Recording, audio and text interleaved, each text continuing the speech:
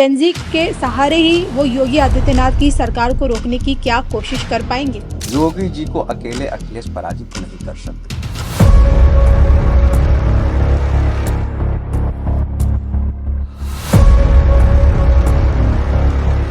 योगी जी एक ही शर्त पे हार सकते हैं।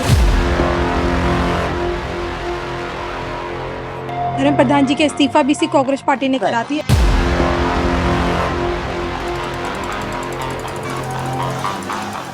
मेरे को आज भर भर के लोग मैसेज करते हैं, फोन करते हैं, मोदी को हम नहीं चाहते, योगी चाहिए, योगी चाहिए। 15 अगस्त 1947 जब देश को आजादी मिली, क्या इसके आधार पर देश की वार्षिक कुंडली बनाई जा सकती है? तो पीओ के आज नहीं तो कल भारत में आना है। आप ये मानते हैं? 100% मानता और इस साल 2 साल में आना।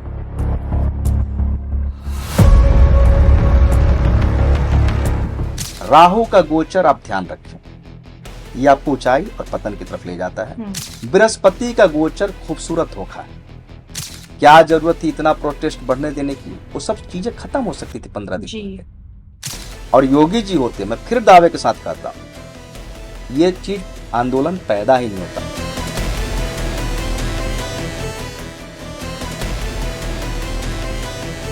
नमस्कार, धर्म ज्ञान के दर्शकों का स्वागत है। मैं हूं आपके साथ कविता राणा। आज के इस पॉडकास्ट में भक्ति भी है, राजनीतिक तपिश भी है और साथ ही साथ देश का भविष्य। जी हाँ, सावन के इस मौके पर आज मेरे साथ मौजूद है एक ऐसी प्रभावशाली शख्सियत जिन्होंने अपनी अकाट्य भविष्यवाणियों के चलते विश्व में अपनी एक खास पहचान बना ली है। स्वागत करते हैं जाने माने एस्ट्रोलॉजर संजीव आनंद यानी कि संत जी का। संत जी, धर्म ज्ञान एक बार फिर आपका स्वागत करता है। ओम नमः शिवाय, हर हर महादेव, जय श्री राम, राधे राधे। हर हर महादेव। सावन का मौका है और सावन के इस मौके पे आज आपके साथ धर्म ज्ञान का पॉडकास्ट शूट हो रहा है। और देखिए, आज सवाल बहुत होंगे, जैसे कि मैंने दर्शकों को शुरुआत में एक हिंट दे दिया है। भक्ति यानी कि शिव से जुड़ी भक्ति सावन के मौके पर आज जानने की कोशिश होगी कि भाई सावन खास क्यों है, क्या प्रभु महादेव को चढ़ाएं ताकि वो आप पे प्रसन्न हो जाए, साथ ही साथ क्या जेनजी भविष्य में योगी आदित्यनाथ की विजय के रथ का आगे रोड़ा बन सकता है, और सबसे बड़ा सवाल ये भी है कि अब आगे क्या कहता है भारत का भविष्य, क्योंकि 15 अगस्त के बाद तो देश की वार्षिक कुंडली बनाई जाती है। तो इस वार्षिक कुंडली के पीछे की क्या सत्यता कहती है, आप इस पे विश्वास करते हैं नहीं करते हैं? तो सबसे पहले शुरुआत सावन से करते हैं। मैं आपसे जानना चाहती हूँ कि सावन ही क्यों? क्योंकि देखिए, इसमें शिवरात्रि भी नहीं आती है, महाशिवरात्रि मतलब महाशिवरात्रि तो आती नहीं है, तो सावन में ऐसा क्या है कि हर कोई महादेव का रुद्राभिषेक, कावड़ निकाली जाती है, जल चढ़ाया जाता है, हर कोई, हर प्रत्येक शिव भक्त इस सावन का इतना पूरे साल इंतजार करता है? भगवान शिव का जो शास्त्र है जी, शिव पुराण, इसमें कहीं सावन की चर्चा नहीं हुई। ओके। मगर किसी और पुराण में मैंने पढ़ा कि समुद्र मंथन सावन के महीने में हुआ था, जो मंदरांचल पर्वत को द्वारा समुद्र को मथा गया था और जिसमें शेषनाग रस्सी का काम किए थे, और एक तरफ देवता और एक तरफ राक्षस। जी, वहां भी हुआ कि राक्षस अड़ गए कि हम पीछे नहीं जाएंगे, हम आगे जाएंगे। देवता लोग समझदार थे, पीछे चले गए। और जब समुद्र मंथन में जब होता था तो सांप जब फुफकारता था तो उसका विषैला जहर राक्षसों को मिलता था। समुद्र मंथन से 9 रत्न निकले थे, उसमें सबसे पहले हलाहल विष निकला, और वो विष इतना तेज था कि पूरी प्रकृति उस विष से जलने लगी, हाहाकार मच गया, त्राही त्राही मच गई। अब हुआ कि इस विष का किया क्या जाए? तो सब लोगों ने मिलके भगवान शिव से प्रार्थना की कि इस विष को क्या रास्ता है। तो भगवान शिव ने प्रकृति की रक्षा के लिए उस विष को अपने गले में धारण कर लिया, जी, कंठ पे रोक लिया। उस विष में इतनी गर्मी थी कि भगवान शिव का शरीर काला पड़ गया और पूरा पसीना पसीना हो गया। वो विष बहुत खतरनाक था। तो उनके तपिश को शांत करने के लिए सारे देवताओं ने, सारे राक्षसों ने भगवान शिव को जलाभिषेक करना चालू किया। ओके। तो इसलिए सावन के महीने में भगवान शिव को जलाभिषेक किया जाता है। और प्रकृति का मौसम होता है, बारिश होती है, हरियाली का मौसम होता है, चारों तरफ नदियां उफान पे होती हैं और नदियों का जल सबसे पवित्र होता है और बारिश का जल भी पवित्र होता है। तो लोग नदियों का जल लेकर के कांवड़ यात्रा प्रारंभ करते हैं और बड़े बड़े जो प्रसिद्ध शिव मंदिर होते हैं वहां पे जाकर के जलाभिषेक करते हैं। जैसे देवघर झारखंड में बाबा बैजनाथ हैं, वहां भी यात्राएं 100 किलोमीटर की चलती। यहाँ हरिद्वार से भी लोग जल उठाते हैं और तमाम दिल्ली के आसपास के इलाकों में भगवान शिव को जलाभिषेक करते हैं। दूसरी मान्यता है कि पार्वती ने भगवान शिव को वर रूप में पाने के लिए सावन के महीने में तपस्या शुरू की थी जी। तो इसलिए भी सावन का महीना खास होता है। बिल्कुल। और प्रकृति भी जल बरसा रही होती है और भगवान शिव ने इसी समय, और ये जो मंदरांचल जो समुद्र मंथन हुआ था झारखंड में हुआ था, ये झारखंड में मंदरांचल पर्वत से उसको मथनी बना करके और बासुकीनाथ को वहां पर रस्सी बना करके ये समुद्र मंथन हुआ था। तो पूरा इलाका समुद्र का था। आज भी पठारी इलाके ज्यादा है, तो ये जो समुद्र मंथन हुआ था वो झारखंड का इलाका था। अब भगवान शिव के ऊपर क्या नहीं अर्पित करें।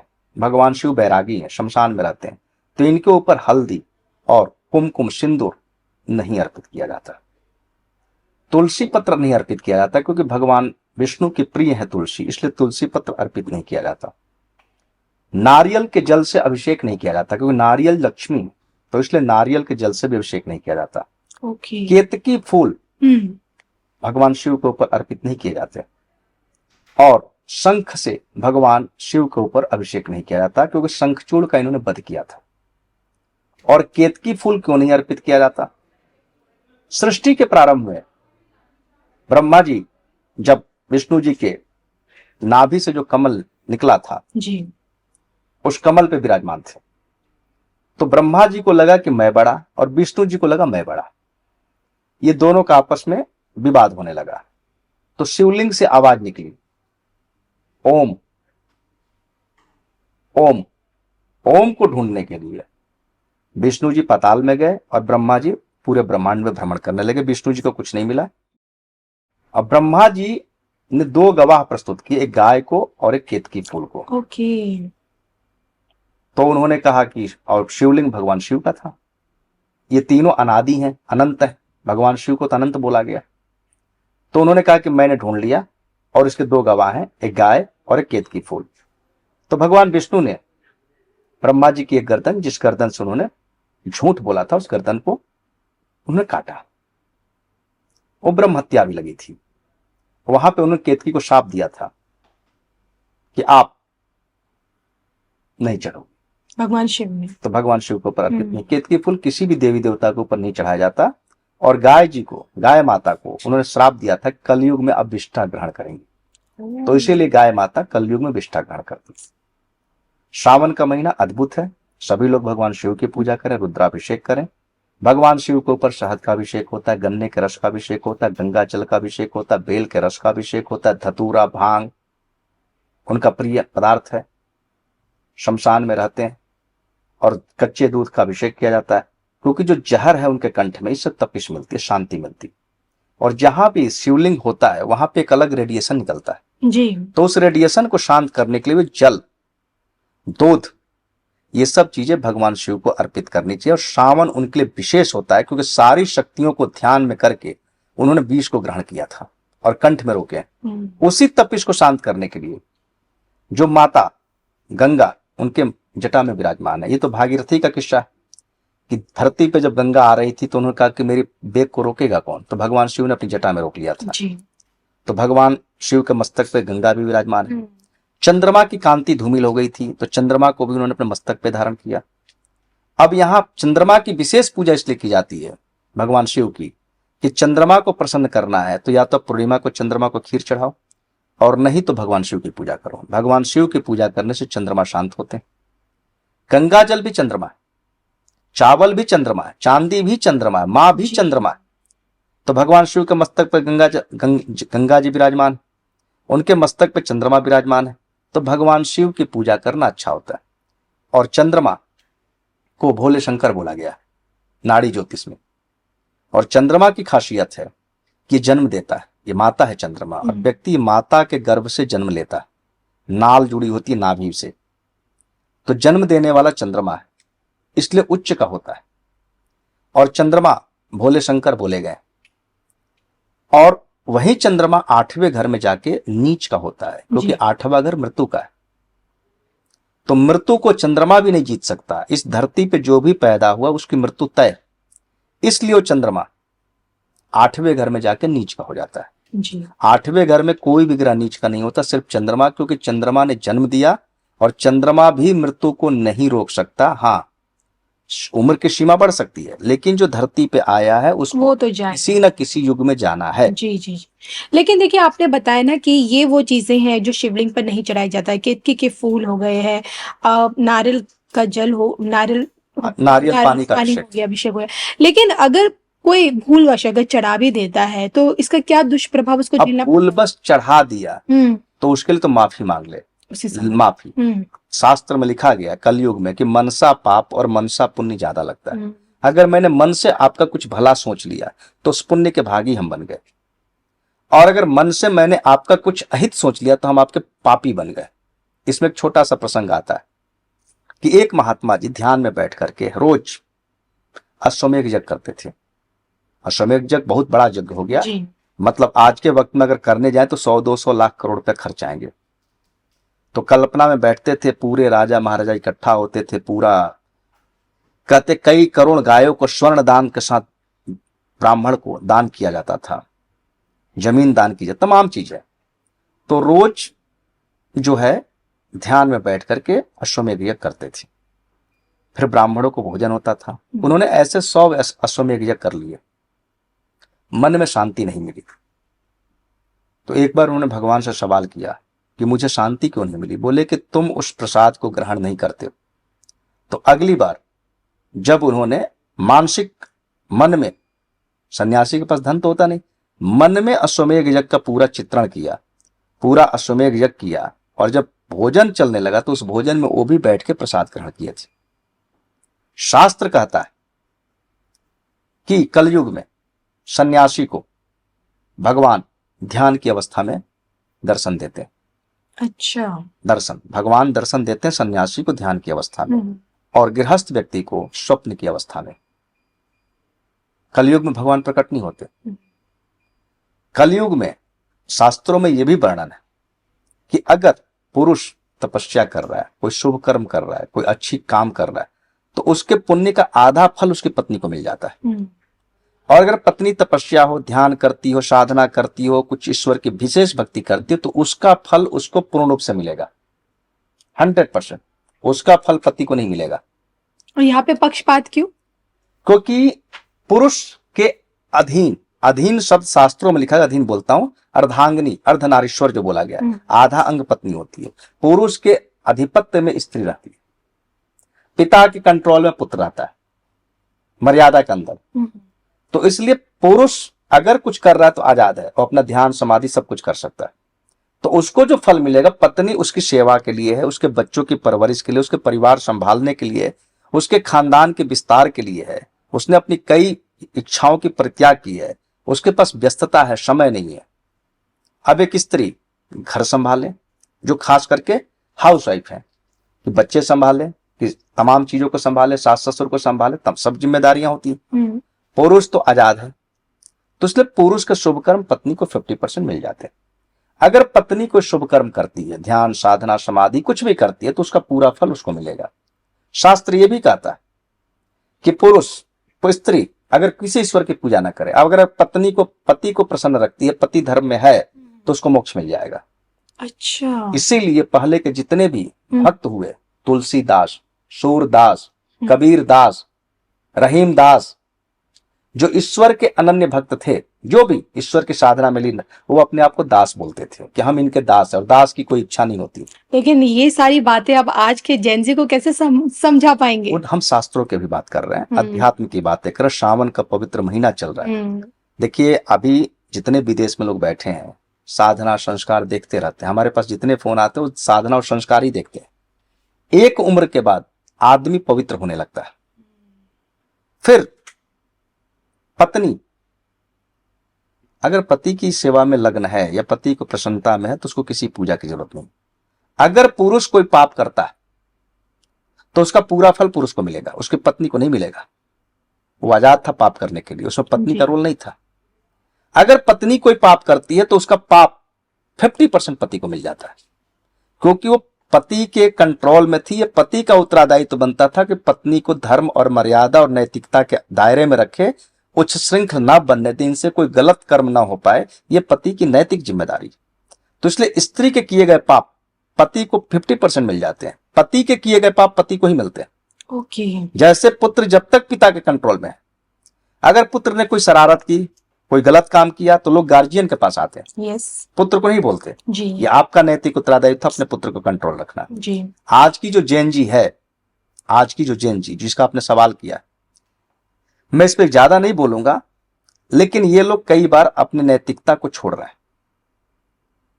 आदमी पहले जब पढ़ने जाता था कॉलेज वॉलेज में, पढ़ के जब गांव पे आता था या घर पे आता था, तो मोहल्ले के लोग कहते थे बड़ा संस्कारवान है, बड़ा बढ़िया से रहता है, बढ़िया बोलता है, बढ़िया से व्यवहार करता है। और जो गांव पे बच्चे रहते थे, जो मोहल्ले में रहते थे, आवारागर्दी करते, लोग समझाते थे, देखो वो बच्चा कितना शरीफ है, कॉलेज से पढ़ के आया, माता पिता की इज्जत करता है, पैर छू के प्रणाम करता है, लोगों से इज्जत से और अदब से बात करता है। तुम लोग गाली गलौज से बात करते, तुम दिन भर शरारत करते हो, तुम लोग के अंदर नैतिकता और संस्कार नहीं। तो पहले पढ़ लो, गुरुकुल से जो लोग आते थे, गांव के समाज के भलाई की बात करते थे, उनसे लोग पूछते थे क्या करना चाहिए। आज से 20-25 साल पहले तक जो बच्चे कॉलेज से पढ़ के आते थे गांव में, तो लोगों को बेहतर से बेहतर चीज सिखाते थे। आजकल की जो जनरेशन है जो कॉलेज पढ़ने जा रही है, इसके अंदर मर्यादा की कमी आ गई, नैतिकता की कमी आ गई, आचरण की कमी आ गई, उच्च श्रृंखलता, जो मन करे वो करे। अब मान लीजिए ये प्रोटेस्ट जो हुआ, इसमें आपको जो विरोध करना था करो, दायरे में रह के विरोध, लेकिन आप किसी को ऐसी अभद्र भाषा का इस्तेमाल न करो जो कि आप खुद ही सुन के शर्मिंदा हो जाए। और खास करके आप सपने में भी अपने माता पिता या अपने किसी जानने वालों के प्रति ऐसा शब्द इस्तेमाल नहीं कर सकते। तो हम अपने से बड़ों के प्रति, चाहे मेरा दुश्मन ही क्यों ना हो, भाषा को कंट्रोल रखें। आचरण की सभ्यता सदा मौन रहती है, और ये लोग जो किए हैं इस पर शर्मिंदा भी है। अब ये धीरे धीरे, क्योंकि अभी बृहस्पति अस्त हो गया था, 15 जुलाई से 15 अगस्त तक बृहस्पति अस्त रहता है जी। बृहस्पति के अस्त होने के कारण संस्कारों की अमर्यादा सामने आ गई। ऐसा नहीं कि लोग ऐसे ही थे, ऐसे नहीं थे, जोश में बोले। देखिए आदमी दो ही चीज में काम गलत करता है, या तो शराब के नशे में या तो जोश में। यस। तो शराब के नशे तो कह नहीं सकते, लेकिन हाँ जोश, और ये जोश इंस्टाग्राम से, फेसबुक से और टेलीफोन से आ रहा है। आज के वक्त में गार्जियन अगर अपने बच्चे को कुछ समझा रहा है, नैतिक संस्कार आचरण, बच्चे समझ ही नहीं पा रहे। पहले बच्चों का कोई कमरा नहीं होता था गांव में, शादी के बाद ही कोई कमरा मिलता था तो मिलता था। आजकल के बच्चों के पास अपना पर्सनल कमरा है, वो कमरे में क्या कर रहे हैं, क्या परिस्थिति कर रहे हैं, वो गार्जियन को इसकी कोई भनक तक नहीं। तो ये तो समाज उच्च श्रृंखल हुआ है। अब ये गार्जियन को सोचना है। हर गार्जियन अगर अपने बच्चों पे ध्यान रखे, कंट्रोल करे, और इसके लिए कुछ हमारी शिक्षा पद्धति भी जिम्मेदार है। इसीलिए मैंने पिछले पॉडकास्ट में बोला था, गुरुकुल की परंपराएं बढ़नी चाहिए। गुरुकुल में नैतिकता होती है, आचरण होते हैं, संस्कार होते हैं, मर्यादा होती है, और आप एक सुयोग्य नागरिक बनकर के, एक अच्छे नागरिक बनकर के निकलते हैं, जिससे देश भी भला करता है और आपका भी आगे का जीवन अच्छा होता है। चलिए, 100 बात की एक बात ये कि कहीं ना कहीं देश की जो युवा पीढ़ी है कभी कभार गुमराह हो जाती है। और आपने देखिए जेनजी का नाम लिया, अब सबसे बड़ी बात यह है कि आप यूपी में योगी जी के 300 पार होने की एक सांकेतिक भविष्यवाणी कर चुकी है। अभी देखिए डेट्स नहीं आई है, लेकिन देखिए योगी जी को रोकने के लिए अखिलेश यादव जी ने तो एडी चोटी का जोर लगा दिया है। पीडीए जो उनका एक विनिंग फॉर्मूला है ना, पिछड़ा, दलित और अल्पसंख्यक, उसके साथ उन्होंने अब ब्राह्मणों को भी जोड़ दिया है और जेनजी को भी जोड़ रहे हैं। जेनजी को लेकर बड़ी ऐलान कर दिया कि जेनजी को मुफ्त शिक्षा देंगे, रोजगार देंगे, और जेनजी के सहारे ही वो योगी आदित्यनाथ की सरकार को रोकने की क्या कोशिश कर पाएंगे। क्योंकि देखिए जंतर मंतर में धर्मेंद्र प्रधान जी के इस्तीफे के बाद आप जानती है कि कॉकरोच जनता पार्टी के मन से बहुत बड़ी विवादित बयान आया था योगी जी को लेकर कि जितने लोग यूपी से जंतर मंतर नहीं आए, उससे भी ज्यादा लोग यूपी जाएंगे अगर वहां पे पेपर लीक नहीं रोके गए तो। योगी जी को खुला चैलेंज था कॉकरोच पार्टी का। मुलायम सिंह जी ने, याद है मुझे, 91 में बाबरी मस्जिद ध्वस्त हुई थी। 93 में उन्होंने, 92 में, सॉरी 92 में बाबरी मस्जिद ध्वस्त हुई थी, 93 में मुलायम सिंह की सरकार बनी थी, और बनते शपथ ग्रहण के समय उन्होंने नकल जो रोकने की बात हुई थी उसको पूरी तरह समाप्त कर लिया था। और नकल ही नहीं रोका था, स्कूल और कॉलेज के ठेके चलते थे, कौन ठेका लेगा नकल कराने का, कमाई होती थी। इनके राज्य में न पढ़ाई थी अखिलेश के, न अनुशासन था। जब अखिलेश 2012 से 17 में मुख्यमंत्री रहे तो मुझे याद है कि लगातार साल भर में 1700 दंगे हुए थे यूपी में, उनके विजय जुलूस के नाम पर। जो विजय जुलूस निकला था लगातार कुछ दिन महीनों तक निकलते रहा, हर स्टेट में, हर जगह पे, हर जिले में दंगे हुए थे, याद है सबको, 2012 से 17। अब जो आज की नई जनरेशन है, शायद उस समय 10 साल की रही, उसको ध्यान नहीं है। इनके राज्य में 12 से 17 के बीच में बहुत दंगे हुए, छोटे छोटे तो 1700-1800 दंगे हुए थे। योगी जी के राज्य में कोई दंगा नहीं हुआ। शिक्षा में अच्छा कर रहे हैं, बेहतर कर रहे हैं, हर चीज अच्छा कर रहे हैं। योगी जी को अकेले अखिलेश पराजित नहीं कर सकते। आप इतने कॉन्फिडेंस से कैसे बोल सकते हैं? मैं रोज अपने लाइव पे बैठता हूं, रोज मैं लोगों से बात करता हूं, मेरे पास रोज लोग आते हैं, बात करता हूं, मेरे पास फीडबैक आते हैं। लेकिन ज्योतिषी का आधार तो उसकी अभी मैं ज्योतिष पे तो बोल चुका हूं 300 पार, हम्म। ज्योतिषीय गणना पे तो मैं बोल दिया हूं 300 पार। लेकिन उस बात को अनुशंसा करने के लिए लोग आते हैं, बताते हैं। अगर योगी जी एक ही शर्त पे हार सकते हैं, अगर केंद्र ने उनके ऊपर कंट्रोल बना के रखा, जैसे लोकसभा चुनाव में केंद्र ने उनकी मर्जी नहीं चलने दी, लोग प्रत्याशियों से नाराज थे, योगी जी की चली नहीं, तब भी इन लोगों को 27-28 सीटें आ गई थी योगी जी के कारण।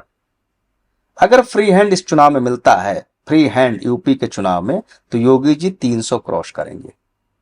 आपने एक बड़ा अच्छा सवाल छेड़ा, ब्राह्मण बीजेपी से नाराज है, ब्राह्मण सम्मेलन कर रहे हैं। मुझे पता है कि ब्राह्मण बीजेपी से नाराज है, जाएगा कहां? अखिलेश की तरफ। अखिलेश क्या कर लेंगे? सम्मेलन तो कर रहे हैं ना, मुसलमान भी तो नाराज है अखिलेश से। ये तो रिजल्ट बताएगा ना, नाराज हैं, रिजल्ट बताएगा, 100% बताएगा। मुसलमान भी नाराज है अखिलेश से। आप मुसलमानों को मनाओ, और जितना मुसलमानों को मनाएंगे उतना हिंदू एकजुट होगा। हाँ, हिंदुओं में कुछ वर्ग, ब्राह्मण वर्ग नाराज है। अभी चुनाव 6 महीना आ गया है, 6 महीना में बहुत कुछ बदल जाता है, बहुत सी परिस्थितियां बदल जाती है। मुझे याद है बिहार विधानसभा 2015 की, बीजेपी जीत रही थी, एक मोहन भागवत जी ने एक कहीं कुछ बोल दिया आरक्षण पर, चुनाव पलट गया, बीजेपी हार गई। चुनाव जब स्टार्ट होता है और चुनाव स्टार्ट होने के बीच में कोई चीज ना बदल जाए, मैंने पश्चिम बंगाल चुनाव पे बोला था कि अगर कुछ बहुत मेरिकल हो जाए, सेकंड चरण में, फर्स्ट चरण हो गया था, तो बीजेपी हार रही है। अगर कुछ बहुत मेरिकल नहीं होगा तो बीजेपी चुनाव जीत रही है। मैं चुनाव की भविष्यवाणियां करूंगा डेट आने पर, और बीच में करता रहूंगा, क्योंकि जो डेट है वही इंपॉर्टेंट है। मैं सिर्फ पूरी क्षमता लगाता हूं विधानसभा चुनाव पर, छोटे छोटे चुनाव पर मैं ध्यान नहीं देता। लेकिन सबके बीच सबसे बड़ा सवाल आपसे ये भी बनता है लोगों का, कॉकरोच पार्टी नाम का जो उगता सूरज अब आगे आसमान में चमकने वाला है या अब कोई उगता सूरज नहीं है। देखिए, कांग्रेस पार्टी पे आपने, मुझे याद है, धर्म ज्ञान पे बोला था कि ये ज्यादा लंबा नहीं चलेगा, लेकिन देखिए धर्म प्रधान जी के इस्तीफा भी इसी कांग्रेस पार्टी ने करा दिया। यहाँ पे बीजेपी ने गलतियां की, मैं आपको फिर बता रहा हूँ, न इसमें कोई दम था, न है, न होगा। यही योगी जी को चाहिए। झारखंड में भी कांग्रेस जनता पार्टी का समर्थन मिल गया अभिजीत दीपके का, झारखंड में भी आंदोलन जारी है। हाँ, चल रहा है, चलने दीजिए, कोई दिक्कत नहीं। हेमंत सोरेन के हाथ फूले हुए। छात्रों का आंदोलन था। कल एक सर्वेक्षण आया था, कल एक सर्वेक्षण में देख रहा था, जंतर मंतर पे जो सर्वेक्षण आया था, उसमें तकरीबन 32% लोगों ने बोला मोदी के हम समर्थन में, 4% लोगों ने राहुल गांधी को प्रधानमंत्री बोला था। उसमें जितने लोग आए थे उसमें 28% लोग दिल्ली के थे, उसमें भी बिहार, हरियाणा और यूपी के पढ़ने वाले बच्चे, बाहर के बच्चे थे। उसमें 40% आम आदमी पार्टी के लोग थे। लोगों से पूछा गया आप किस पार्टी को पसंद करते, तो आम आदमी पार्टी को 40% लोगों ने बोला। 12% लोगों ने अखिलेश की पार्टी को समर्थन किया कि हम अखिलेश की पार्टी को यूपी से आए। कांग्रेस के 6% लोग थे। वो आंदोलन था नहीं, न दम था, न है, न होगा। गलतियां हो जाती, कई बार इंसान अपने आप को बहुत चालाक समझता है लेकिन बहुत बड़ी बेवकूफी कर जाता है। जब इस प्रोटेस्ट में दम नहीं था, आप डंडा उठाते मार के भगा देते। पहला गलती मोदी से ये, मोदी कई गलतियां की हैं। मेरे को आज भर भर के लोग मैसेज करते हैं, फोन करते हैं, मोदी को हम नहीं चाहते, योगी चाहिए, योगी चाहिए।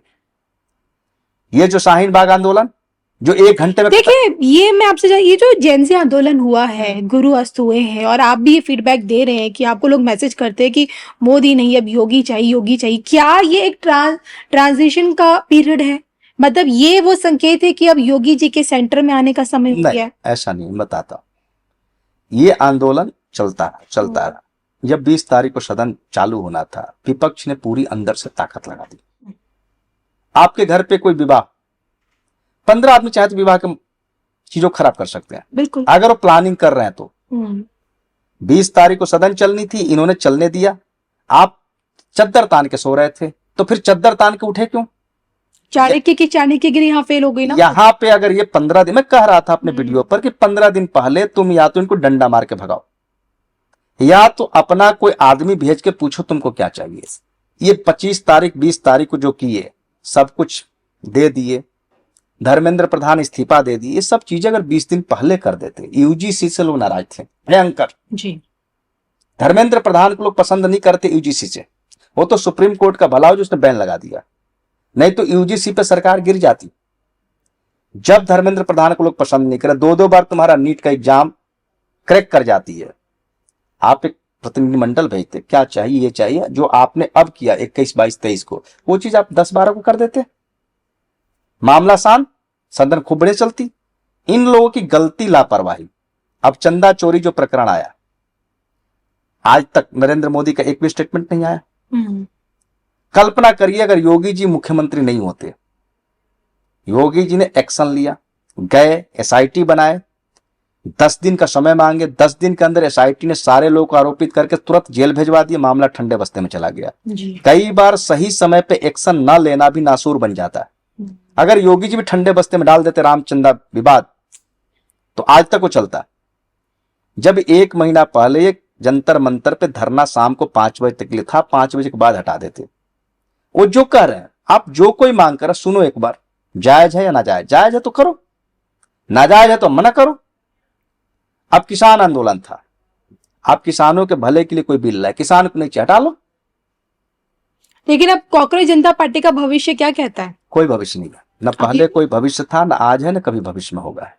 ये कुछ नहीं, ये मुट्ठी भर लोग और शरारती तत्व मिले, विपक्ष मिला, ये है। पंजाब में पेपर लीक हुआ, क्यों नहीं गए? आम आदमी पार्टी का आदमी है, नहीं गया।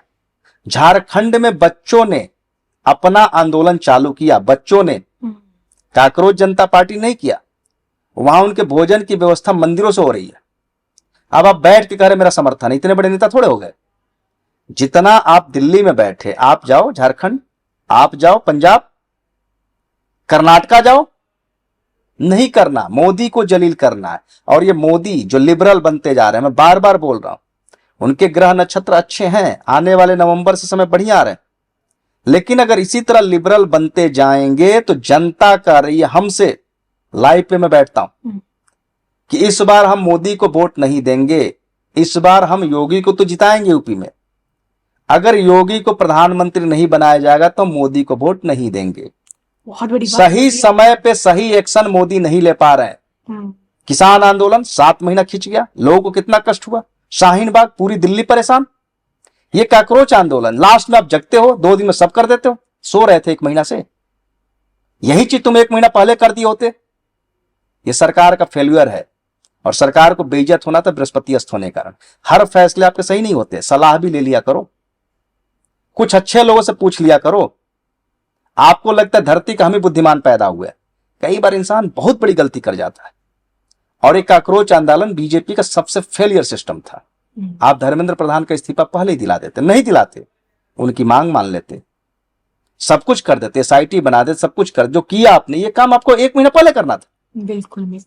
चलिए, आप भी बोल रहे परिवर्तन की आंधी अब दिख रही है। रही बात यूपी, मैं फिर कह रहा हूं, अगर योगी आदित्यनाथ के को फ्री हैंड दिया जाता है तो अखिलेश कहीं टिकेंगे नहीं। मैं फिर कह रहा हूं, लेकिन चुनाव की जब डेट आएगी तो मैं भविष्यवाणी दूंगा, जिस पश्चिम बंगाल पे चुनाव की डेट के साथ हर जिस दिन काउंटिंग चुनाव होते थे तब भी मैं आके देते रहा, लाइव टेलीकास्ट करते रहूंगा, क्योंकि एक घटना से चुनाव बदल जाता है। लेकिन हाँ, अखिलेश यादव इस चुनाव में मुख्यमंत्री नहीं बनने जा रहे हैं, ये मेरा अपना आकलन है। अब देखते हैं बीजेपी उनकी मर्जी की सीटें देती है, फ्री हैंड देती है कि नहीं देती, अब इसके ऊपर बहुत कुछ निर्भर करता है। बिल्कुल, ये तो देखिए समय बताएगा अब, और वो समय भी बहुत जल्द आने वाला है 2027 में। आने अब मैं बात करना चाहती, देखिए आपसे मैं समझना चाहती हूँ कि 15 अगस्त 1947 जब देश को आजादी मिली, क्या इसके आधार पर देश की वार्षिक कुंडली बनाई जा सकती है? भारत की अगर वार्षिक कुंडली जो ज्योतिष बनाते हैं, इसका आधार क्या है? क्या ये सिर्फ दिखाने के लिए, इसके पीछे की वास्तविकता क्या है? मैं इसको नहीं मानता। क्यों नहीं मानते? 15 अगस्त 1947 को जब भारत आजाद होने लगा, इसकी भी घटना बताता हूं। जी। जालंधर वाले जो बहुत बहुत बड़े ज्योतिषाचार्य थे, बहुत बड़े, तो बड़े बड़े कांग्रेस के नेता उनके पास गए, बोले कि हम किस समय भारत की आजादी का सिग्नेचर करें। ग्रह नक्षत्र बहुत खराब थे, बहुत खराब थे, सारे ग्रह एक ही राशि में लड़ाई कर रहे हैं, 5-6 ग्रह एक ही राशि में। अब वो कहीं भी डालते, वो ग्रह खराबी होते, 8वें डालते और खराब होते, देश 10 साल में टूट जाता। 6वें डालते हर समय लड़ाई होती, 12वें डालते कर्जे में डूब जाता, 10वां डालते सरकारें चल ही नहीं पाती। उन्होंने सारे क्रूर ग्रह को तीसरे घर में डाला। तीसरा घर तो पड़ोसी का भी होता है, पड़ोसी आज भी परेशान कर रहा है। लेकिन भारत आज तक टूटा नहीं है। पाकिस्तान बांग्लादेश के रूप में टूट गया आजादी के 25 साल बाद। अभी पाकिस्तान की स्थिति है गिलगिट और बलूचिस्तान। बलूचिस्तान ने अपने आप को आजाद घोषित कर दिया, गिलगिट भी अपनी अलग लड़ाई की मांग। पीओके में कई मर्डर हो गए, तो पीओके आज नहीं तो कल भारत में आना। आप ये मानते हैं? 100% मानता, और साल 2 साल में आना।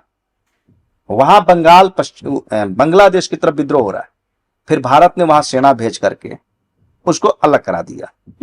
अभी उबल रहा है पीओके, इतना उबलेगा, थोड़ा सा भारत मदद कर देगा, पीओके भारत में आ जाएगा। उधर बलूचिस्तान ने अपने आप को अलग स्टेट घोषित कर दिया, अलग राज्य। वहां के हालात तो देखिए किसी से छिपे नहीं है। गिलगिट का भी हाल वही है। इधर सिंध और पंजाब में आपस में लड़ाई रहती है, तो पाकिस्तान 5 भाग में टूटना है, पीओके जो भारत में आएगा, बलूचिस्तान अलग, वहां सरकार का कंट्रोल नहीं है, कहने के लिए कंट्रोल नहीं है। जैसे नक्सली छत्तीसगढ़ में जो कंट्रोल करे बैठे थे, सरकार के कंट्रोल में नहीं था, अब जाके सरकार के कंट्रोल में आई 4-5 साल हो गए जी। कहने के लिए भारत में था। तो स्थिति खतरनाक हो रही है और होगी। तो उन्होंने भारत की कुंडली में तीसरे घर में सारे क्रूर ग्रह को बिठाया। भारत का संविधान 1950 में लागू हुआ जी, और हमारा देश संविधान से चलता है जी। चुनाव जो 1950 से होने लगे जी, तो हम इसको मान्यता नहीं देते, नहीं मानते कि ये जो बरसफल, ये 15 अगस्त, ये भारत नहीं। मेदिनी ज्योतिष यहां पे काम करती है।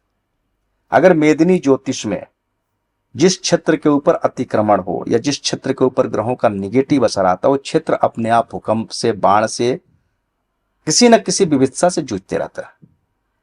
अब ये जो ग्रहों की स्थिति बन रही है, अभी पहला नंबर, ये काल सर्पयोग भंग हो रहा है। मैं काल सर्पयोग को नहीं मानता, लेकिन राहु केतु के अक्ष में जब कोई ग्रह फंस जाता है तो उसका चीरहरण हो जाता है।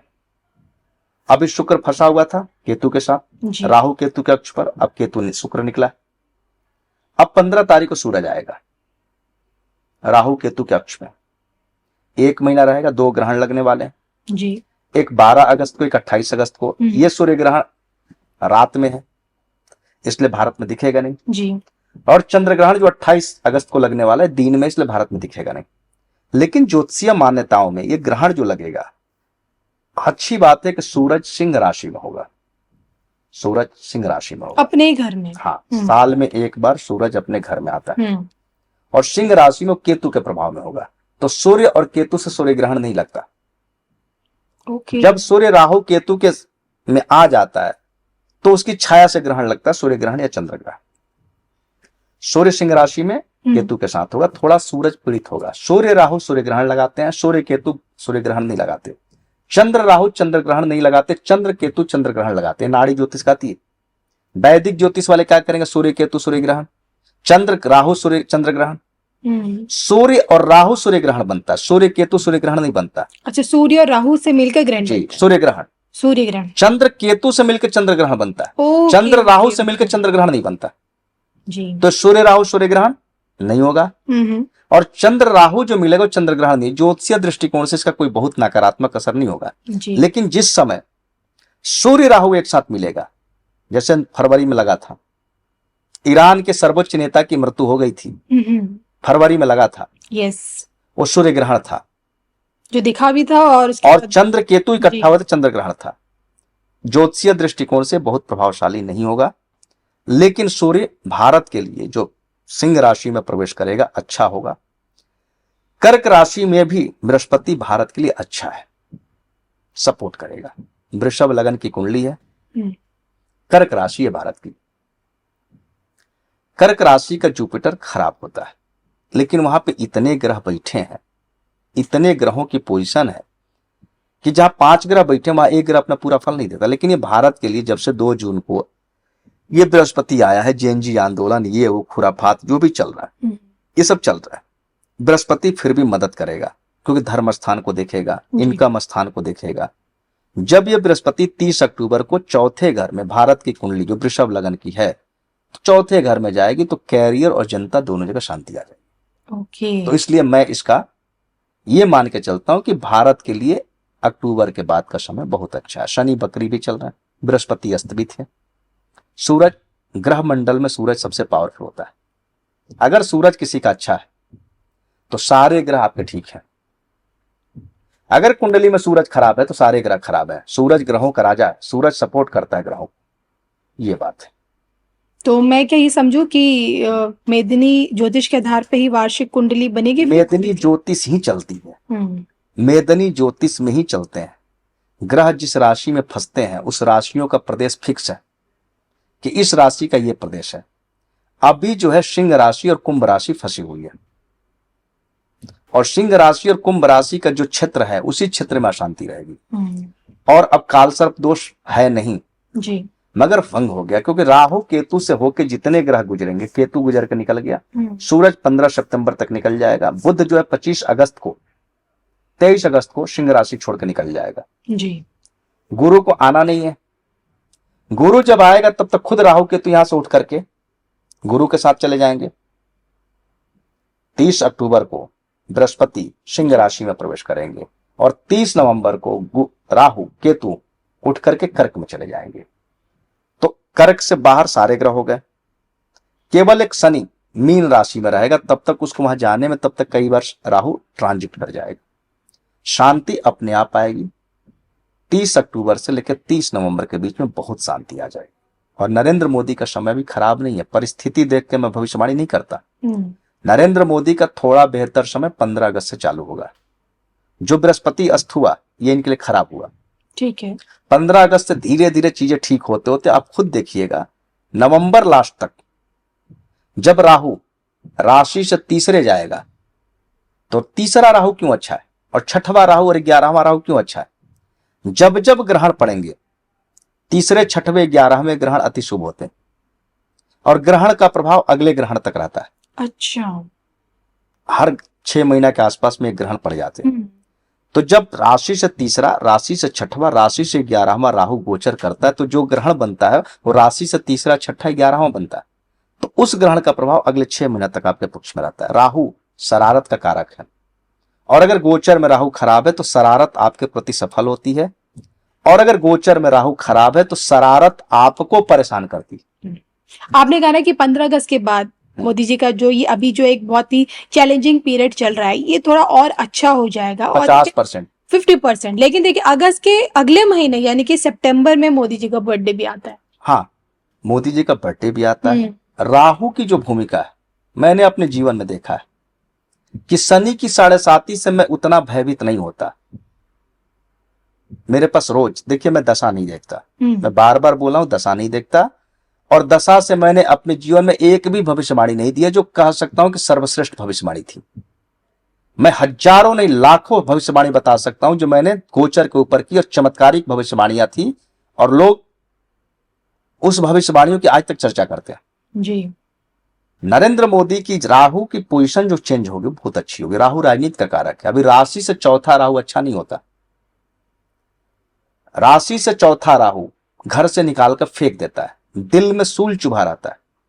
राशि से चौथा, राशि का राहु, राशि से अष्टम राहु और राशि से दशम राहु, ये खराब होते हैं। अब जैसे छोटा सा एक उदाहरण देता हूं। कुंभ राशि के ऊपर 7.5 चल रही थी, ये समझाने के लिए बोल रहा हूं।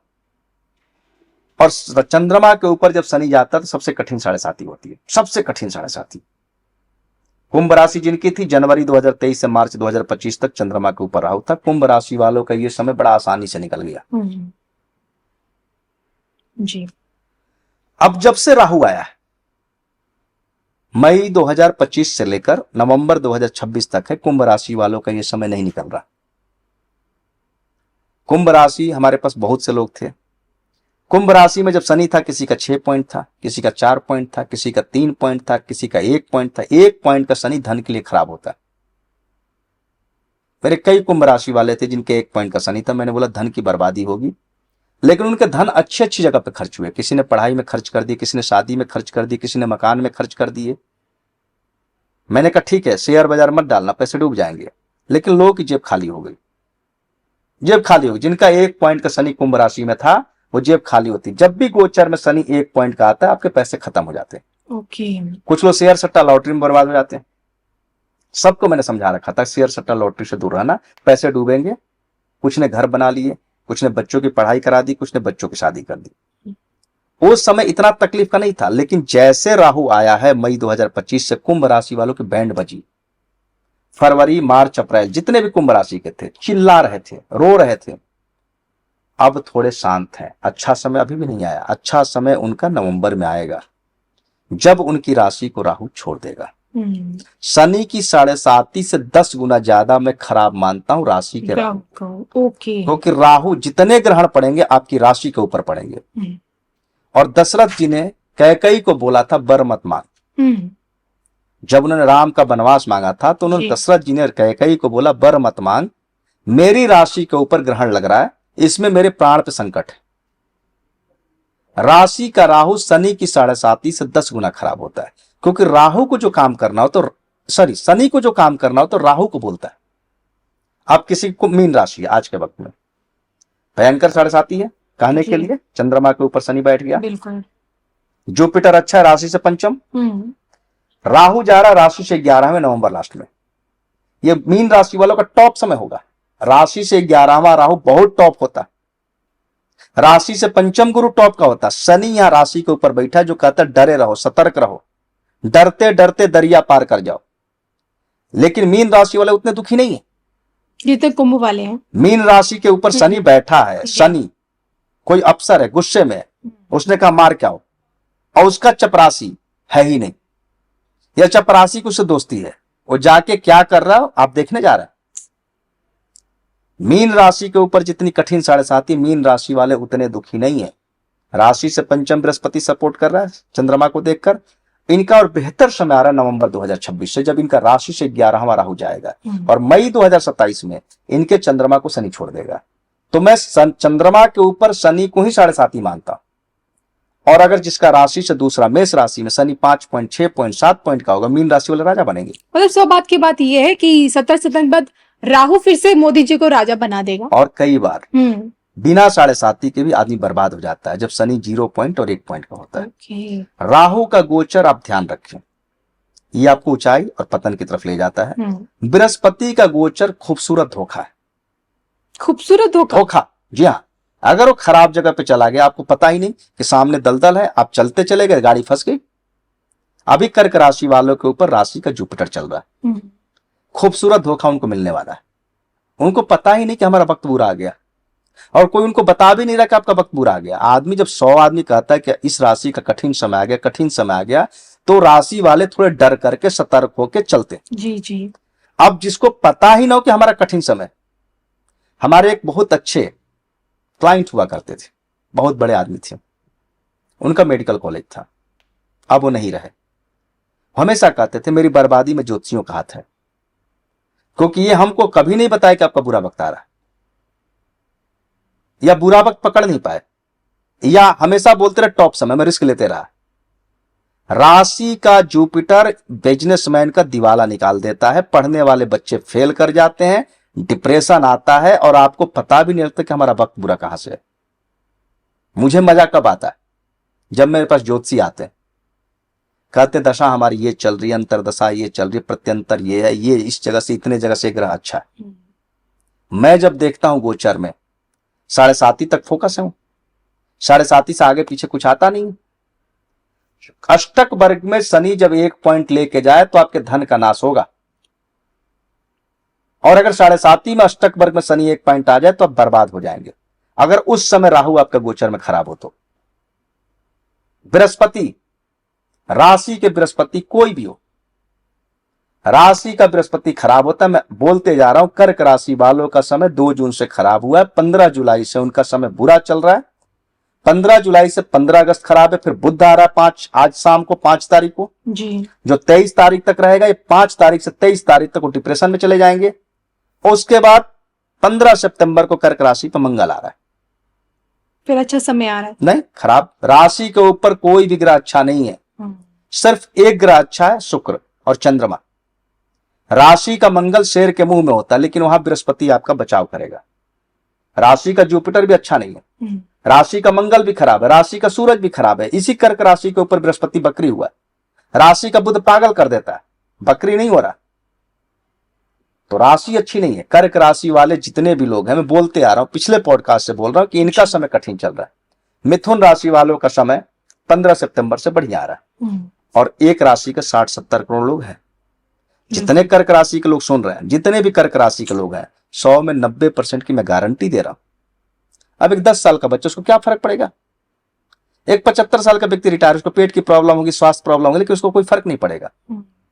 मेरे पास जितने बच्चे आते थे कुंडली दिखाने, 1 पॉइंट का शनि था, 7.5 नहीं होती थी। मैंने बोला बर्बाद हो गए? बोले हाँ जी। कैसे बर्बाद हुए? शेयर बाजार में। 1 पॉइंट का शनि, शेयर बाजार से आप 1 रुपया नहीं कमा सकते। मैं सबको बोलता हूं शेयर बाजार जुआ घर, इधर मत जाओ। 1 पॉइंट, 0 पॉइंट में तो आप सोसाइटी भी करेंगे, बर्बाद भी होंगे। ये दशा नहीं बता सकती, ये गोचर ही बताएगा, और गोचर में अष्टक वर्ग के बगैर नहीं देखता। तो ये आपका अष्टक वर्ग कहता है, लेकिन देखिए मेरे को आपसे ये भी समझना है, जो आप हमेशा कहते हैं कि केतु से ज्यादा तो गुरु स्वीट पॉइजन होता है, और अभी आपने कहा कि गुरु खूबसूरत धोखा भी देता है। जी हाँ। आप गुरु के पीछे ऐसे मतलब कैसे बातें कर सकते हैं? गुरु को देखिए बड़ा शुभ ग्रह माना जाता है कुंडली में, सबसे मेरे को तो लगता है सारे ज्योतिष बहुत इंपॉर्टेंट बताते हैं। गुरु जहां दृष्टि डालता है वहां अमृत है। ओके, उस चीज को बढ़ाता है। अमृत है, रावण की नाभि में अमृत था, मर नहीं सकता था। जी। लेकिन गुरु जहां बैठता है उस हाउस को खराब करता है। वैदिक ज्योतिष का बेसिक रूल है, अकेला गुरु जिस भाव में बैठे उस भाव का नाश करता है, और जिस भाव का वो कारक हो उस भाव में अकेला बैठ के उस भाव का नाश करेगा। 5वां घर पुत्र का होता है, 11वां घर बड़े भाई का होता है, 5वें घर में अकेला। ये वैदिक ज्योतिष का रूल है। मैं इस पे दावा नहीं ठोकूंगा। मैं जब दावा ठोकता हूं नाड़ी ज्योतिष के रूल पर, मैं हजारों कुंडली 5वें बृहस्पति में प्रथम संतान को जिंदा देखा। लोग कहते हैं गुरु जिस भाव का कारक उस भाव में अकेला बैठ के उस भाव का नाश करेगा। 11 में बैठे बड़े भाई का, 5वें बैठे संतान का। गुरु जहां दृष्टि डालता है उस हाउस में अमृत बरसाता है। मैं गोचर की बात, देखिए समय का निर्धारण गोचर से होता है। 90% लोग मुझसे सवाल करते हैं गोचर में लगन से देखूं चंद्र से? हमेशा चंद्र कुंडली से देखूं। आपका जब मन करेगा तभी आप वो काम करते हैं जी। कई लोग घूमने का मन करता है, मन किया तभी तैयार हुए, खर्चा कर रहे हैं। मन नहीं करे जबरदस्ती नहीं जा सकता। लगन रिजल्ट है, चंद्रमा मन है, मन से ही व्यक्ति जीता है, मन से ही मरता है। मन के खिलाफ अगर कोई ग्रह आया तो आपको रुलाएगा, और मन के खिलाफ अगर पक्ष में कोई ग्रह आया तो आपको खुश रखेगा। रिजल्ट कहां का देगा? लगन कुंडली से। अब मान लीजिए किसी का कर्क लगन, कर्क राशि, उसका स्वास्थ्य, उसका डिप्रेशन बढ़ेगा। लग्न हमारा माथा होता है, मानसिक चेतना होती है, चंद्रमा मन होता है, मन उदास और एनर्जी उत्साह। अब मान लीजिए किसी की जन्म पत्रिका में मेष लगन कर्क राशि है, 4थे घर में चंद्रमा जाएगा। 4था घर संपत्ति का भी नाश करेगा, माता को हेल्थ प्रॉब्लम देगा, मन में एंजाइटी आएगी, हार्ट की प्रॉब्लम आएगी जी। अगर कर्क राशि किसी के 8वें बैठी है, मान लीजिए धनु लगन की कुंडली है, तो उसके 8वें घर में जब चंद्रमा राशि के ऊपर से गुजरेगा तो वहां उसको एक्सीडेंट, चोट, मानसिक पीड़ा, डिप्रेशन, पेट की प्रॉब्लम ये देगा। अभी मेरे पास एक कोई छोटी बच्ची कुंडली आई थी, उसकी कर्क राशि थी, उसका किडनी नहीं, लीवर ट्रांसप्लांट हो रहा है, 12 साल की बच्ची, क्योंकि उसकी कर्क राशि के ऊपर बृहस्पति चला गया, तब लीवर पहले से खराब होगा, उसने उसका ट्रांसप्लांट करा दिया। राशि का बृहस्पति शनि की 7.5 से 10 गुना नहीं 50 गुना खराब होता है। राहु धोखा देता है, राहु में अफसोस होता है, अरे हम ये काम नहीं किया तो ये नहीं होता। बृहस्पति आपको कहेगा कि आप बहुत अच्छी जमीन पर चल रहे हैं, जाते जाते गड्ढे में गिर जाएंगे, अब पता भी नहीं लगा, लोगों की सिंपैथी भी नहीं मिलेगी। ओके। आप मिथुन राशि का हाल समझिए। अभी मिथुन राशि गुजरी है, पीछे की बात करते हैं। 15 मई 2025 को आई थी, 2 जून तक थी। उसके बाद भी मिथुन राशि का समय उतना बढ़िया आज तक नहीं था, अभी भी 1.5 महीना नहीं है। 15 सितंबर के बाद उनका समय अच्छा, जी। जबकि मिथुन राशि के ऊपर ढैया थी ना 7.5 थी। अच्छा मुझे बताइए, दिसंबर के अंत तक 1 जनवरी से पहले पहले ये जो समय है, कुछ ही महीने जो शेष है, तो कौन सी एक राशि है जो अब तक टॉप की है? वृश्चिक, नंबर 1 में वृश्चिक, नंबर 2 में तुला, नंबर 3 में मीन राशि, ओके, और नंबर 4 में मिथुन राशि। नंबर 1 वृश्चिक इसलिए बोल रहा हूं कि उनका राशि से नवम बृहस्पति भी चल रहा है, राशि से तीसरा राहु आने वाला है, और राशि से 6वां शनि जाने वाला। अगर बृहस्पति शनि राहु अगर गोचर में अच्छा हो जाए, वो जो राशि होगी वो मिसाइल की तरह तरक्की करेगी। जिनकी भी वृश्चिक राशि है, चाहे वो रिक्शा खींच रहे हैं या बहुत बड़े व्यक्ति, मोदी जी की तो है। हाँ, तो इसीलिए तो मैं बोल रहा हूं मोदी जी के ऊपर, मोदी जी का सर्वश्रेष्ठ प्रदर्शन अभी बाकी है। आप जितना हो कर चुके हैं, अभी उनका टॉप का समय और जितना सब कुछ हो रहा है, हमको अगर 4 असफलताएं छोटी छोटी मिलती है ना, तो हम अपनी असफलताओं पे कंट्रोल कर लेते हैं। ये जो 2 उपचुनाव बीजेपी हारी है, झटका लग गया, वो लूज पुल अपना ठीक करेगी। जब लोकसभा चुनाव में उसकी 240 सीटें आती, उसको लगातार 5-6 विधानसभा जीत जाती। वो अपनी कमियों को ढूंढते कि क्या कमियां है। सरकार के पास अभी 2.5 साल का समय जी। हम तो कहते हैं आप अक्टूबर तक देख लीजिएगा। और अगर केंद्र और योगी आदित्यनाथ दोनों ने संतुलन बना करके, जैसे बिहार में चुनाव जीते थे, बिहार का भी चुनाव इतना आसान नहीं था, शानदार तरीके से जीते। एक तरफा रिजल्ट है तो कुछ था ही नहीं, बिल्कुल। पश्चिम बंगाल वही था, रिजल्ट है कुछ नहीं था, उसी तरह यूपी होगा। और इस विधानसभा चुनाव में बोलूंगा विस्तार से, अगर अखिलेश 100 के नीचे रह गए तो इनकी पार्टी पश्चिम बंगाल की तरफ तुरंत टूट जाएगी, और इनका भी अब कोई भविष्य नहीं होगा। इनके लिए करो या मरो का नारा है ये 2027 का विधानसभा चुनाव। अच्छा, टॉप के समय में क्या 400 पार हो पाएगा? कहां पे? 29 में। अब देखिए 2 साल आगे की, मैं एक व्यक्ति के ऊपर अगर इतनी बड़ी भविष्यवाणी कर रहा हूं, मैं अपनी भविष्यवाणियों पर टिका रहता हूं। ऐसा नहीं कि आज मैं कुछ और। देखिए आप मोदी जी के लिए तो बोल चुके ना, टॉप का समय भी आना बाकी है। 2030 तक बोला हूं। यस। अब वो उस समय की राजनीतिक परिस्थिति क्या बनती है, अब जैन जी तो मैंने सोचा भी नहीं था। टॉप के समय में 400 पार ना हो पाए तो फिर क्या टॉप मैं का? अभी बता रहा हूं, उनके व्यक्तिगत ग्रह तो कह रहे हैं कि संभव है एनडीए 400 पार। ओके। लेकिन रोज राजनीतिक घटनाएं बदलती है, याद रखिएगा जी। अगर उस समय कुछ नहीं कुछ होता है तो खूब आराम से मक्खन की तरह। लेकिन एक चीज, अभी जो बीजेपी के वोटर हैं, जो सनातनी हैं, वो अभी मोदी जी से नाराज हो बैठे हैं। क्या जरूरत थी माफ करने की? क्या जरूरत थी इतना प्रोटेस्ट बढ़ने देने की? वो सब चीजें खत्म हो सकती थी 15 दिन जी। और योगी जी होते, मैं फिर दावे के साथ कहता, ये चीज आंदोलन पैदा ही नहीं होता। और चले जाए लखनऊ एक बार, ये काकरोच जनता पार्टी जी, भाई जो मांग होगी, जो उनको करना है वो तो कर देंगे 2 मिनट में, और नहीं हो तो लठ मार के भगाएंगे, और इन लोग को भागने की जगह तक नहीं मिलेगी। राजा को मैं बार बार बोलता हूं, गरम राजा अगर गरम नहीं है तो शासन नहीं कर सकता। बनिया नम्र नरम होना चाहिए, अगर बनिया नरम नहीं है तो उसका व्यापार नहीं चलेगा। और स्त्री जाति शर्म रहे, मर्यादा में रहे, तो उसका जीवन बड़ा शांतिपूर्ण गुजरता है। जी। आज जो डिमांड हो रही है, मैंने अपनी भविष्यवाणी की है कि योगी जी 2032 में आएंगे, और या 34 में जरूर आ जाएंगे प्रधानमंत्री। लेकिन मैं जो देख रहा हूं, जो इस तरह के डिमांड लोग कर रहे हैं, कहीं ऐसा ना हो कि 2029-30 में ही योगी जी केंद्र में आ जाए, जिस तरह की मांग हो रही है। अब मोदी जी से लोग कह रहे कि नहीं अब हो गया, आपका जलवा देख लिया, अब हमको योगी जी का जलवा देखना है। लेकिन मैंने बोल रखा है कि 2032 तक नरेंद्र मोदी का समय बढ़िया है, 2032 के बाद उनका समय बढ़िया नहीं है। जरूर 2032 तक छोड़ देंगे, हो सकता है 2030 में ही जी योगी आदित्यनाथ जी भारत के प्रधानमंत्री बन जाएं और मोदी जी प्रधानमंत्री पर छोड़ दें।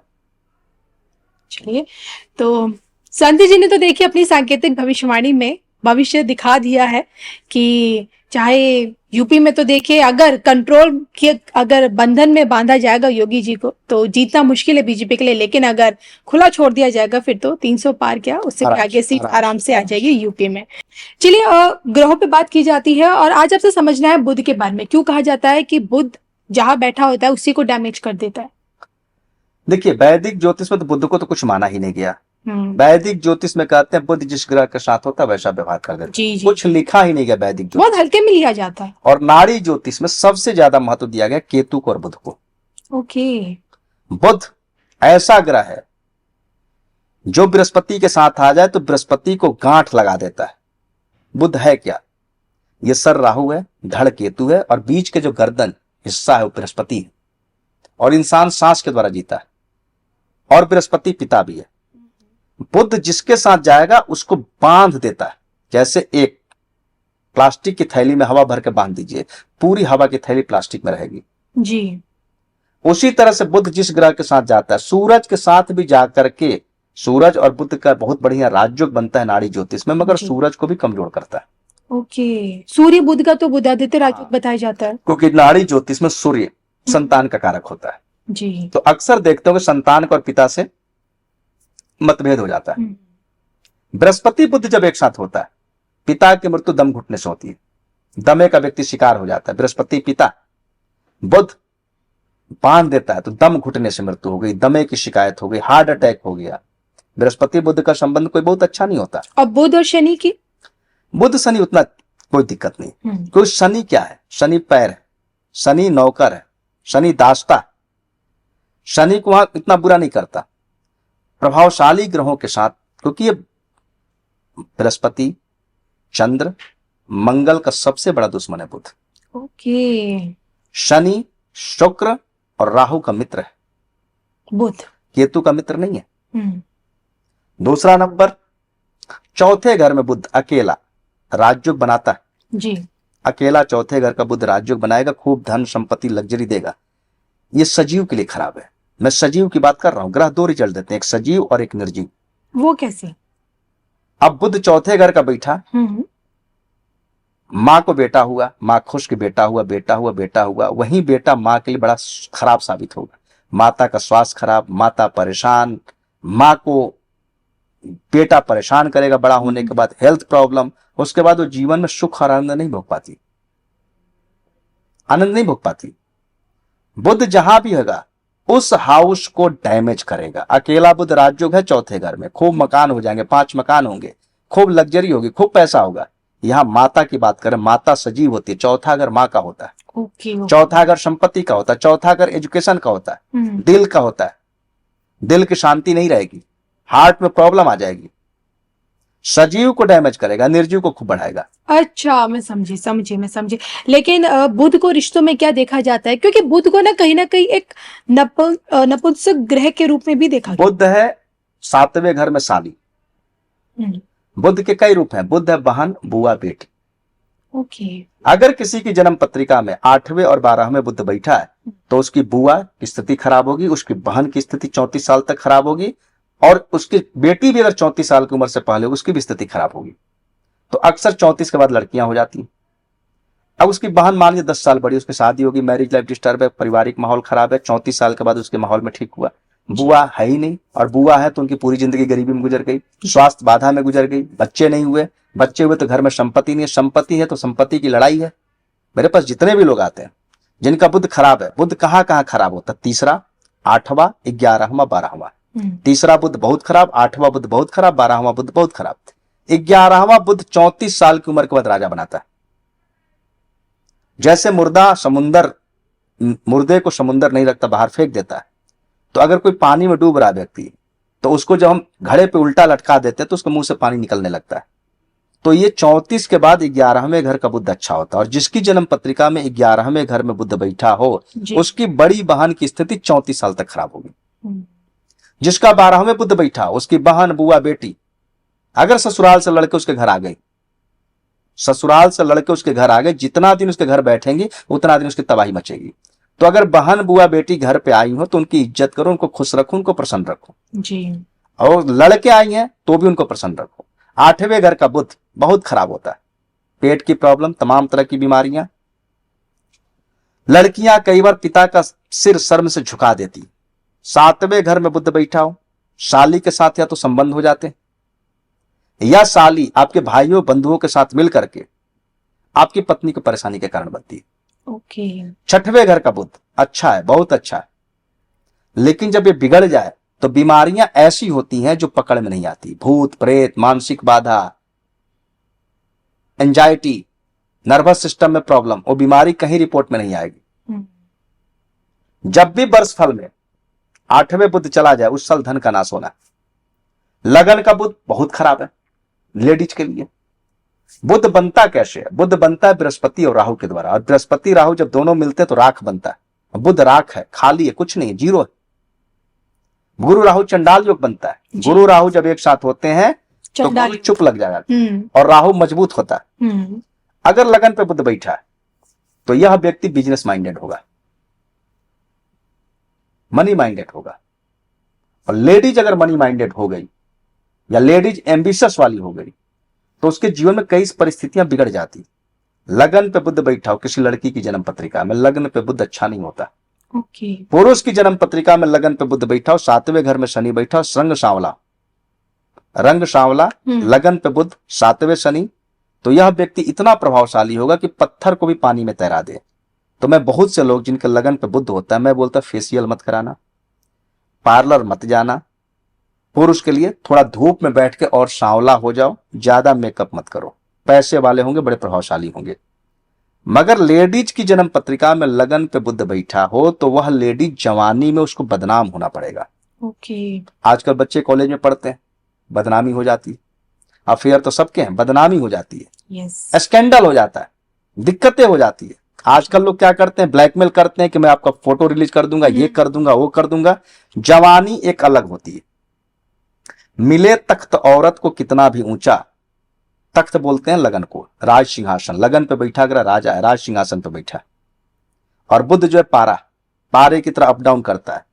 इसके अंदर स्थिरता नहीं है, धैर्य नहीं है, इंतजार नहीं है, इसको जल्दबाजी, बच्चे की तरह, सब्र नहीं है इसके अंदर। मिले तख्त औरत को कितना भी ऊंचा, जवानी में तोहमत का खतरा ही होगा, जवानी में बदनामी जरूर मिलेगी। बहुत सी लेडीज आई मेरे पास, मैंने पूछा हाँ जी पढ़ते समय कुछ हो गया था, बवाल हो गया था, घर के लोगों को पता लग गया था, वहां बदते हुए किसी ने र्यूमर फैला दिया, किसी ने हमें ब्लैकमेल किया जी। बुध अच्छा है 5वें घर में, बुध 4थे घर का अकेला अच्छा है। सेकंड का बुध अकेला धन के लिए अच्छा है, मगर पत्नी के स्वास्थ्य को खराब करेगा। दूसरा घर शुक्र का होता है और बृहस्पति का अपना घर है, तो बृहस्पति पिता है, पिता की मृत्यु जल्दी हो जाएगी, पत्नी का स्वास्थ्य खराब रहेगा। 5वें घर में बुध बैठा हो, संतान विलंब से होगी, संतानों के साथ अनबन होगी, संतानों को प्रॉब्लम होगी, जबकि सूरज के घर में बैठ के बुध अच्छा होना चाहिए था। 7वें घर में बुध बैठ करके साली के साथ रिश्तों पर ध्यान रखना चाहिए। सालियों की परेशानी, और साली आवारा होती है और बेशर्म होती है, तो अक्सर बहुत से लोग अपनी सालियों के साथ बहुत घनिष्ठ संबंध रखते हैं। तो जिसका 7वें बुध होता है, मैं बोलता हूं थोड़ा दूरी रखो, मर्यादा के दायरे में रहो। 9वां का बुध उतना बुरा नहीं है। 10वां बुध जी हुजूरिया, और दिन भर आपकी तारीफ में पुल बांधेगा, खूब आपको खुश रखेगा और आप प्रसन्न रहेंगे। 11वां बुध 34 के बाद व्यक्ति धनवान, अरबपति, खरबपति बनता है। 12वां बुध खराब है, खर्चे निरर्थक खड़े रहते हैं। देखिए आपने कहा कि लगन का बुध बिल्कुल अच्छा नहीं होता है, खासकर महिलाओं के लिए, उनके जवानी में बदनामी के लिए। बाकी मनी माइंडेड होता है, खूब पैसा होता है, पहली संतान लड़की होती है, 100 में 90 जगह। लेकिन आज आपको बताना है कि लगन में कौन सा ग्रह अति उत्तम माना गया। बहुत बढ़िया सवाल किया, अति उत्तम सवाल किए। कुछ आपकी खासियत है, देखिए मेरे अंदर ज्ञान अनंत है, सवाल निकालने की क्षमता आपके अंदर है। लगन का बुध बृहस्पति सर्वश्रेष्ठ, लग्न का बृहस्पति सर्वश्रेष्ठ है। ओके। 1200 का नाश करता है किसी भी राशि में बैठा। और अगर वहां पे लगन पे बैठा ना होगा, दृष्टि भी पड़ जाए तो? मैं दृष्टि नहीं पड़ सकती लगन पे। ओके। नाड़ी ज्योतिष में रूल समझा देता हूं। लगन पे बैठा ग्रह सिर्फ 7वें घर को देख सकता है, 7वां घर लगन को नहीं देख सकता। Okay okay okay. चौथे घर में बैठ के सिर्फ 10वें घर को देख सकता। नाड़ी ज्योतिष की बात कर रहा हूं, 10वां घर चौथे घर को नहीं देख सकता। सेकंड 6वें को देखता। तीसरा घर 9वें और 11वें को देखता। तो लगन भी बता दिया, दूसरा भी बता दिया, तीसरा चौथा। 5वां घर सिर्फ 9वें को देखता जी। 6वां घर सिर्फ 12वें को देखता। 7वां लगन को देख नहीं सकता, 8वां लगन को देख नहीं सकता, 8वां उल्टी दृष्टि से सेकंड को देखता है। तो लगन को कोई ग्रह देख ही नहीं सकता। नाड़ी ज्योतिष में 1 2 3 4 5 6 में बैठे ग्रह ही आगे के हाउस को देख सकते हैं। 7 8 9 10 11 12 में बैठे ग्रह किसी हाउस को नहीं देख सकते। आप बताए थे कि लगन का बृहस्पति बहुत बढ़िया, अद्वितीय व्यक्ति कम से कम ग्रेजुएट होगा। जिस समय ज्योतिष शास्त्र बना था उस समय ग्रेजुएट बहुत बड़ी बात थी। लोग निरक्षर होते थे, बहुत कम लोग आचार्य बनते थे। 100 में 90% लोग कुछ नहीं पढ़ते थे, निरक्षर होते थे जी। ग्रेजुएट मतलब आचार्य, बहुत बड़ी बात। लगन के बृहस्पति वाले का 1200 का नाश परमात्मा विष्णु करते हैं। ओके। अगर उसका भयंकर एक्सीडेंट हो जाए, लगे कि अब नहीं बचेगा, मर गया, मालूम पड़ा 15 दिन बाद हॉस्पिटल में जिंदा बच गया। लगन के बृहस्पति वाले को खड़ा करके अगर पूरी AK-47 उसके अंदर उतार दी जाए तो भी हॉस्पिटल में जाके जिंदा बचेगा।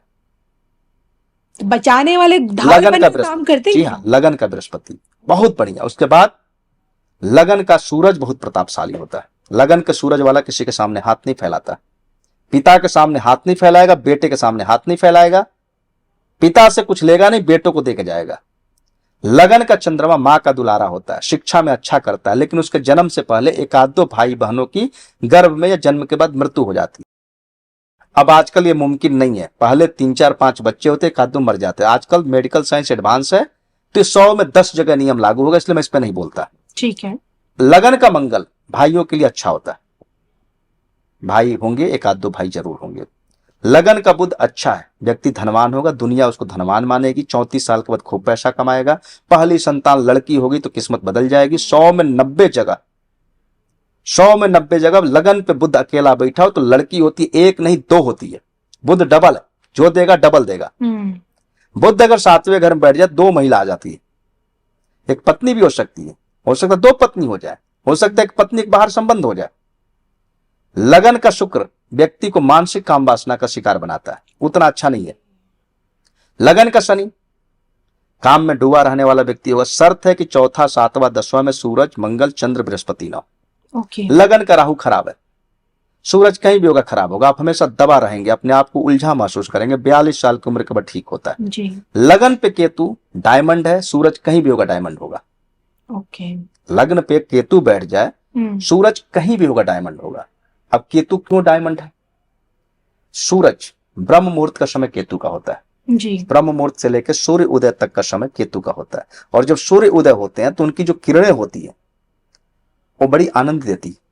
तो केतु की जो किरणें हैं, केतु है सुबह वाली, और जब शाम को जब सूरज ढलता है तो उसकी जो किरणें होती है राहु होती है, और रो रहा होता सूरज। जी। शाम का सूरज रोता है, तो शाम की जो किरणें हैं राहु है। जब लगन पे राहु बैठा है तो सूरज शाम का हो गया। शाम के सूरज की पूजा नहीं होती। उगते सूरज को लोग देखते हैं, त्राटक करते हैं, योगी ध्यान करते हैं और लोग जल अर्पित करते हैं। लगन पे केतु, सूरज कहीं भी हो। 7वें घर में नीच का होता है सूरज, राहु से पीड़ित हो, सूर्य ग्रहण भी लगा। 7वें घर का सूरज विवाह को तोड़ता है, इंगेजमेंट तोड़ता है, सगाई तोड़ता है। सूर्य राहु विवाह को भी तोड़ता है। सूर्य यहां बहुत खराब हो गया, लेकिन तब भी सूरज अच्छा रहेगा जी। तो हम लग्न के केतु को बहुत अच्छा मानते हैं, सूरज को अच्छा करता है।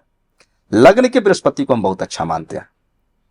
लगन का सूरज बहुत अच्छा है, चंद्रमा सामान्य है, मंगल अच्छा है जी। शुक्र शनि राहु मैं लगन का अच्छा नहीं मानता। चलिए, आपने लगन के बारे में बता दिया, बस एक लेकिन जी। एक चीज जरूर, लगन पे जब जिसका ग्रह बैठा हो तो राजा है। लगन पे बैठा ग्रह राजा होता है। और जिसका लगन खाली है उसके अंदर राजाओं वाले गुण नहीं पाए जाएंगे। मतलब जिस राशि का राजा अगर लगन पे बैठा, लग्न पे कोई भी ग्रह बैठा हो। Okay okay. मतलब कई बार देखते होंगे है चपरासी, रौब राजा वाली है, कोई डांट दिया, कोई आदेश दे दिया, बुरा लग गया। जी जी कई बार लोग हैं एकदम पूरा का पूरा चपरासी वाला ही जीवन जी रहे हैं। तो लगन पे जब ग्रह होता है तो व्यक्ति के नेचर में राजाओं वाले कुछ काम छोटा भी करेगा, उसमें स्वाभिमान रखेगा, जी। ज्यादा किसी की बात नहीं बर्दाश्त कर सकता, ज्यादा किसी की तू मैं उसको पसंद नहीं है। हम्म। इसलिए लग्न का ग्रह राजा होता है। अब लास्ट सवाल। एक अंतिम सवाल है, मैं आपसे जानना चाहती हूँ, कुछ लोगों का व्यक्तित्व ऐसा होता है, उनकी आभा हमेशा चमकती रहती, उनका फेस हमेशा चमकता रहता है। उदाहरण के तौर पे मैं मोदी जी का नाम लेना चाहूंगी। और आपने भी देखा होगा कई ऐसी शख्सियत हैं, मतलब वो मेकअप करे ना करे, चाहे वो पुरुष हो या फिर महिला हो, उनका ऑरा, उनकी आभा दूर से ही पहचानी जाती है। उनकी जो चमक होती है चेहरे की, इसके पीछे का क्या ग्रह ज्योतिष है? बहुत अच्छा सवाल किया है। ये जातक परिजात में लिखे हैं पंडित जी। पंडित जी नहीं कह सकते, अनुवाद पंडित जी ने किया है, किसी ऋषि महर्षि का लिखा हुआ है कि जैसे ग्रह होते हैं वैसे ग्रह की छाया आपके चेहरे पे आ जाती है। ओके। शनि की 7.5 जिसको लगे तो उसका चेहरा हल्का सा धूमिल पड़ जाता है, चेहरे की कांति खत्म हो जाती है, चेहरे पे उदासी आ जाती है, चेहरे पे रौनक नहीं होती, ये पहचान होती हाँ। किसी भी पढ़ने वाले बच्चों से लेकर 40 साल के व्यक्ति का देख लेंगे, जब 7.5 लगेगी तो चेहरे की वो कांति कम हो जाएगी जी। जैसा ग्रह होगा वैसे चेहरे पे उसकी छाया आ जाती है। तो ये कैसे डिपेंड कर, गोचर पे या गोचर में, अब ग्रहों पे, कुंडली का राजयोग देखिए, हमेशा याद रखिए कुंडली ही सब कुछ है। कुंडली का राजयोग कुंडली से ही देखते, और वैदिक और पराशर से आप कुंडली का राजयोग नहीं पकड़ सकते। योग एक तरीके से बनेंगे, 10 तरीके से कटेंगे। इसीलिए राजयोग पकड़ने के लिए मुझे जैमनी और नाड़ी की जरूरत पड़ती है। कुंडली में राजयोग है, कब फलीभूत होगा, फलीभूत का समय हम गोचर से निकालते हैं। जी जी। अगर राजयोग आपका प्रकट हो गया तो चेहरा बदल जाता है। कुछ आदमी को देखते हो 20 साल पहले चेहरा सामान्य था, 30 साल बाद वो बहुत बड़ा आदमी बन गया, चेहरा बदल जाता है, चेहरे पर रौनक आ जाती है, ग्लो आ जाती है। सांवला गोरा होना अलग बात है। तो उनका समय बढ़िया राजयोग प्रकट हो गया, और राजयोग मान लीजिए लंबे समय के लिए, यानी कि राजयोग में ही चेहरा चमकता है। क्या राजयोग में चेहरा चमकता है? जब आपकी जन्म पत्रिका में अशुभ ग्रहों का प्रभाव बढ़ जाता है तो उनकी छाया आपके चेहरे पे आ जाती है। खुद ही आदमी इंसान देखे, कई बार उसके चेहरे पे चमक होती है, 4 घंटे बाद चेहरे पे चमक नहीं होती। आज चेहरा बहुत प्रसन्न है, कल चेहरा उदास है। जिस दिन चंद्रमा पीड़ित होता है, चंद्रमा राहु से पीड़ित था, 4-5 दिन चंद्रमा राहु से और शनि से पीड़ित रहा।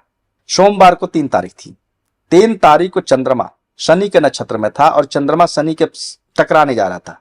22 डिग्री का शनि था, 14 डिग्री का चंद्रमा था। तो चंद्रमा को पता था कि आगे शनि से होकर गुजरना है, और शनि चंद्र जहर योग होते हैं। सब लोग सोमवार की दोपहर के बाद से परेशान, जितने लोग सुन रहे सबकी बात कर रहा हूं, गोचर का मतलब सब पर, दोपहर के बाद से सबका समय उदासी में गुजरते चला गया, और सोमवार की पूरी रात उदासी में गई है। किसी को नींद नहीं आई, किसी को पेट की प्रॉब्लम, किसी को एंजाइटी, किसी को डिप्रेशन। मंगलवार को आधा ठीक रहा। आज बुधवार को चंद्रमा मेष राशि में प्रवेश किया है, आज जाके शांति।